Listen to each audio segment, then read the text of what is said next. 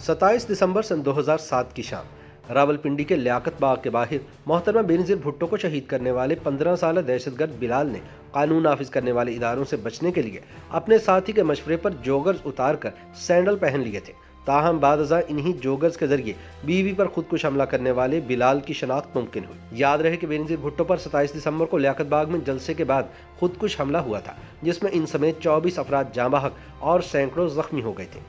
इनकी शहादत की इंक्वायरी एक पाकिस्तानी JIT, स्कॉटलैंड यार्ड की तहकीकाती टीम और अक़वाम मुत्तहिदा के खुसूसी कमीशन ने की थी। स्कॉटलैंड यार्ड ने वाक़े के मुकाम और धमाके की वीडियोस का जायजा लिया और फिर अपनी रिपोर्ट में बताया कि हमले से चंद लम्हे पहले पीपल्स पार्टी का जियाला गाड़ी पर चढ़ गया और बेनज़ीर भुट्टो को छूने की कोशिश की, जिसे मुहाफिजों ने जबरदस्ती उतारा।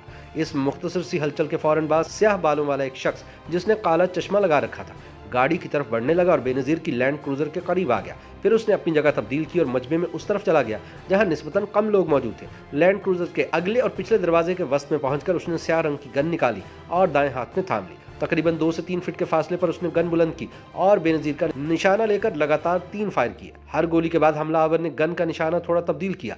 तीसरी गोली फायर किए जाने से कबल तक बेनज़ीर भुट्टो गाड़ी के ऊपर नजर आ रही थी। गोलियां दागने के बाद हमलावर ने नीचे जमीन की तरफ देखा, अपने बाजू पर लगा हुआ खुदकुश जैकेट का ट्रिगर बटन दबाया, जिससे नारंगी शोले वाला धमाका हुआ और हर जानिब स्याह धुआं फैल गया। BBC की एक रिपोर्ट के मुताबिक बेनज़ीर भुट्टो के कत्ल की तहकीकात के लिए बनाई गई जॉइंट इंटरोगेशन टीम की रिपोर्ट बताती है कि खुदकुश हमलावर का सर धमाके की जगह से 25 फीट के फासले पर मिला, जो पार्क में दाखिली रास्ते के करीब फुटपाथ के करीब पड़ा हुआ था। स्कॉटलैंड यार्ड की रिपोर्ट के मुताबिक धमाके के मरकज के करीब से 2 टांगे भी मिली, जिनके पाँव में ब्राउन रंग के सैंडल और इसी रंग की जुराबें थी।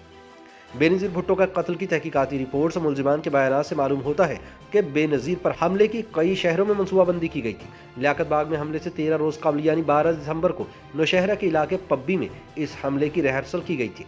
बेनज़ीर कत्ल केस में गिरफ्तार एक मुलजिम रशीद अहमद उर्फ रहीम तुराबी ने JIT को बताया था कि इब्तदा में 26 दिसंबर को पेशावर में हमले का मंसूबा था, लेकिन सख्त सिक्योरिटी की वजह से मुमकिन नहीं हो सका।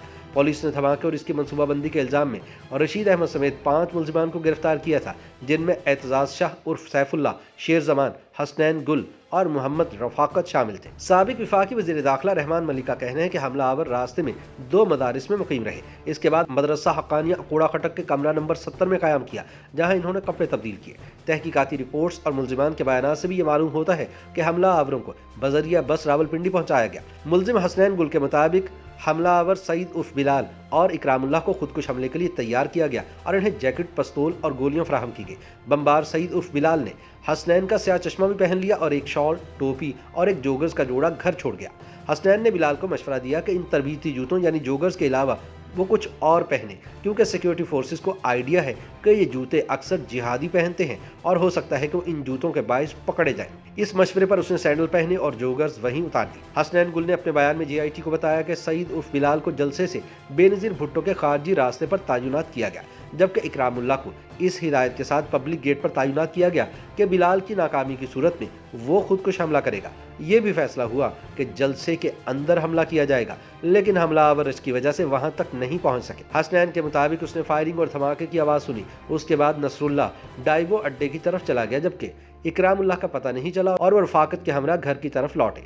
रास्ते में उन्होंने बेनज़ीर भुट्टो की खुदकुश बम धमाके में शहादत के बारे में सुना। हसनैन गुल के बयान पर पुलिस ने रफाकत के घर से एक शॉल, टोपी और एक जोगर्स का जोड़ा बरामद किया। साबिक वज़ीर दाखिला रहमान मलिक का कहना है कि हमलावर जो जोगर्स रफाकत के घर में छोड़ गया था, उसको हुकूमत ने जिस्म के बाज़ आज़ा समेत DNA टेस्ट के लिए अमेरिका भेजा, जहां से तस्दीक हुई कि खुदकुश हमलावर बिलाल था और ये जोगर्स उसी के हैं। स्कॉटलैंड यार्ड की रिपोर्ट के मुताबिक रेडियोग्राफर ने बमबार के हाथ के एक्सरे की मदद से उसकी उम्र का तयन किया और पता चलाया कि बिलाल की उम्र 15 साल 6 माह थी। हमलावर बिलाल के बारे में तहकीकाती रिपोर्ट्स और मुल्जिमान के बयानात के बारे में ज़्यादा तफसीलात दस्तयाब नहीं है। बाज़ हवालों के मुताबिक उसकी पैदाइश अफगानिस्तान के बॉर्डर के करीब हुई थी।